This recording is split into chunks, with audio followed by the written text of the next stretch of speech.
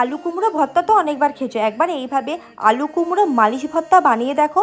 সবজি সেদ্ধ করার জন্য জল বসিয়ে দিয়েছি, তার মধ্যে আমি এখানে দিয়ে দিয়েছি রসুন বাটা, পেঁয়াজ বাটা, পরিমাণ মতো নুন, হলুদ গুঁড়ো, ধনে গুঁড়ো আর লঙ্কার গুঁড়ো দিয়ে ভালো করে মিশিয়ে নিয়ে জলটা যখন ভালো মতো গরম হয়ে ফুটে আসবে তখন কেটে রাখা আলু আর কুমড়োটাকে দিয়ে ভালো করে নাড়াচাড়া করে সবজিটা সেদ্ধ হয়ে গেলে একটা বাটির মধ্যে সবজিটাকে নিয়ে নেব।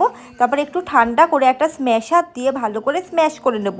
কিন্তু আমি সবজিগুলোকে খুব একটা বেশি স্ম্যাশ করব না। তারপর ননস্টিক কড়াই গরম করে তেল দিয়ে দিয়েছি।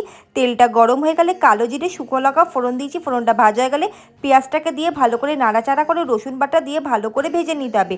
ভালো করে ভাজা হয়ে যাওয়ার পর সেদ্ধ করে রাখা সবজি দিয়ে দিয়েছি। পরিমাণ মতো নুন দিয়ে ভালো করে মিশিয়ে নিয়ে নামানোর আগে কাঁচা সর্ষের তেল দিয়ে ভালো করে নাড়াচাড়া করলেই হয়ে যাবে। অবশ্যই বাড়িতে বানিও। রেসিপিটা কেমন হয়েছে জানাতে কিন্তু তোমরা একদম ভুলো না।